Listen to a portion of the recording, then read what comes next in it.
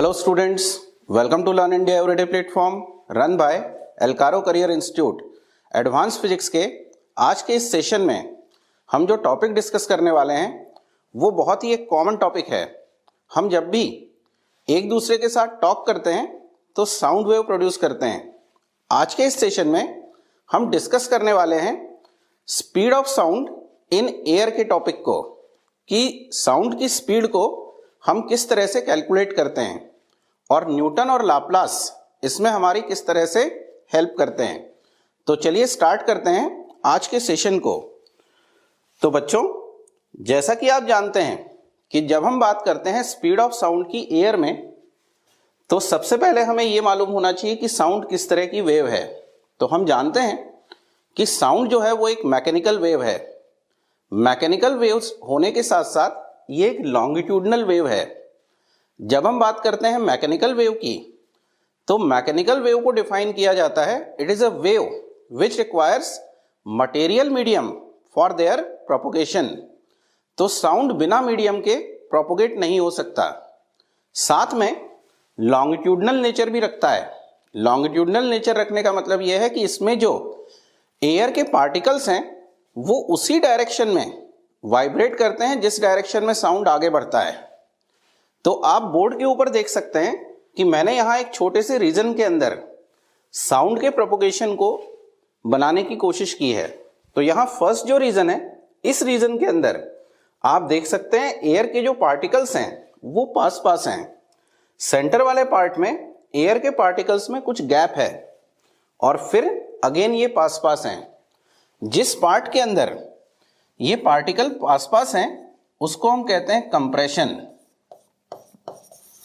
और जिस पार्ट में ये दूर दूर होते हैं उसको कहा जाता है रेयरफेक्शन। तो ये सारी चीजें आपकी पढ़ी हुई हैं।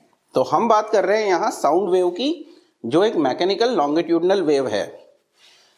तो अब अगर मुझे इसके स्पीड की बात करनी है, तो हम ये जानते हैं कि एयर या फ्लूइड के अंदर जब लॉन्गिट्यूडनल वेव प्रोपोगेट होती है तो इसकी स्पीड कैलकुलेट करने के लिए हम जो फॉर्मूला यूज करते हैं वो फॉर्मूला होता है v equal to under root of k upon रो।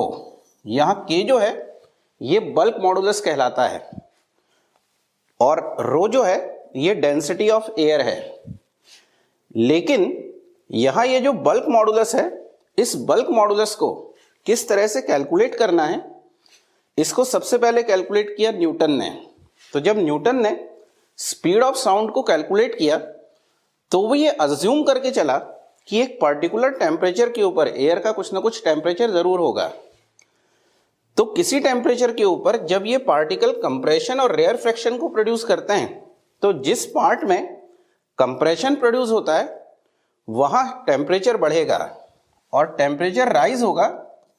इसका मतलब ये हुआ कि जिस पार्ट में रेयरफेक्शन प्रोड्यूस हुआ है वहां टेम्परेचर कम होगा।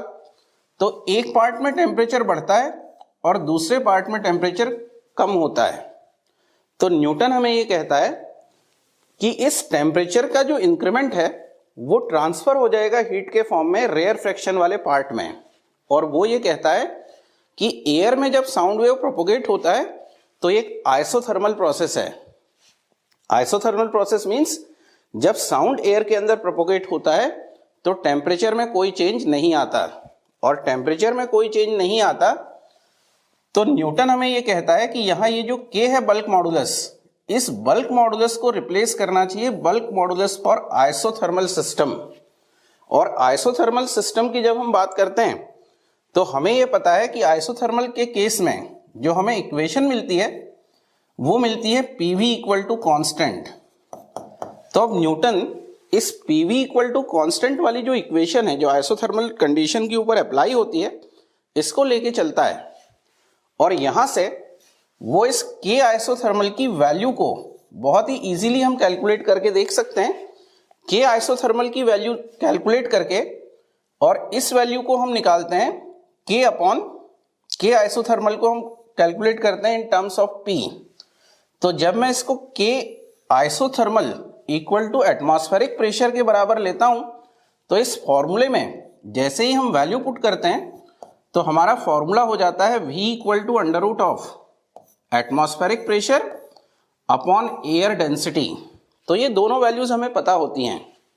तो जब हम उन वैल्यूज को इसके अंदर सब्स्टिट्यूट करते हैं तो अकॉर्डिंग टू न्यूटन जो स्पीड ऑफ साउंड निकल के आता है वो निकल के आता है 280 मीटर पर सेकेंड। और इस वैल्यू को कैलकुलेट करने के लिए न्यूटन ये अज्यूम करके और चलता है कि ये पूरी की पूरी जो प्रोसेस है ये आइसोथर्मल प्रोसेस है। तो यहां ये जो एक्चुअल वेलोसिटी कैलकुलेट करके आती है 280 मीटर पर सेकेंड, ये एक्सपेरिमेंटल वैल्यू से कुछ छोटी होती है। जो एक्सपेरिमेंटल वैल्यू है साउंड की वो 331 मीटर पर सेकेंड की होती है। तो जब हम इन दोनों वैल्यूज के बीच में परसेंटेज एरर देखते हैं तो ये आसपास 15% की एरर हमको शो करता है। तो 15% की एरर तो एक वैल्यूएबल एरर होती है।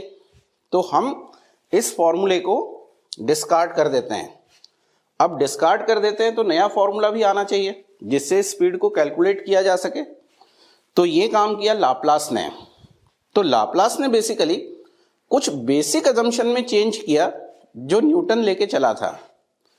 वो ये कहता है कि क्योंकि स्पीड ऑफ साउंड 331 मीटर पर सेकेंड है तो ये एक बड़ी वैल्यू है स्पीड की, और अगर इस स्पीड के साथ कंप्रेशन और रेयरफ्रैक्शन प्रोड्यूस हो रहे हैं तो ये भी काफी फास्ट होंगे।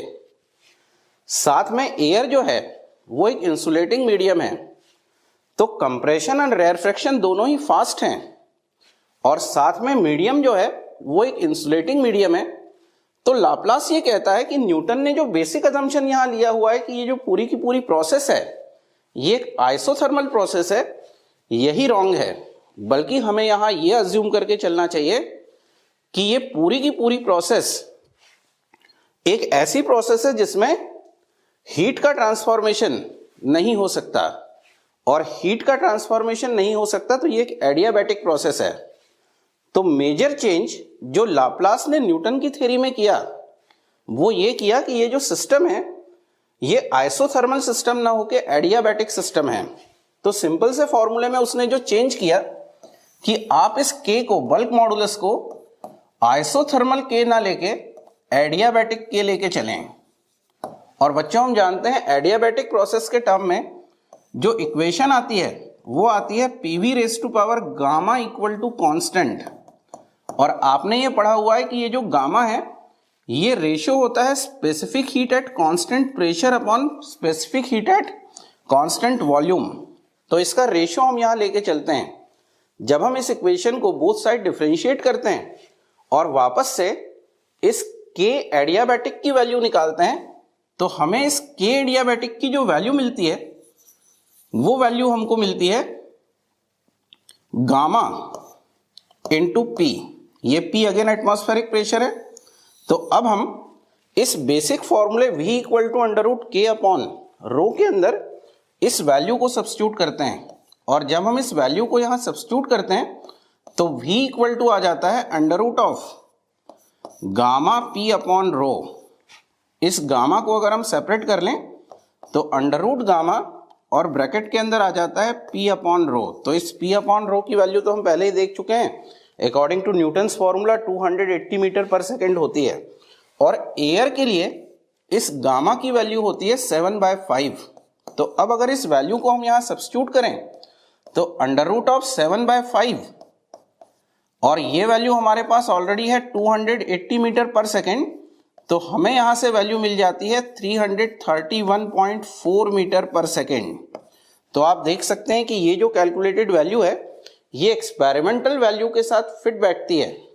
तो यहां हम ये कंसेप्ट ध्यान में रखें कि जब साउंड जो होता है वो एयर में प्रोपोगेट होता है तो ये आइसोथर्मल प्रोसेस ना होके एडियाबैटिक प्रोसेस है, क्योंकि जब सिस्टम फास्ट चेंज हो रहा है साथ में सिस्टम एक इंसुलेटिंग सिस्टम है तो यहां चांसेस एडियाबैटिक सिस्टम होने के ज्यादा हैं।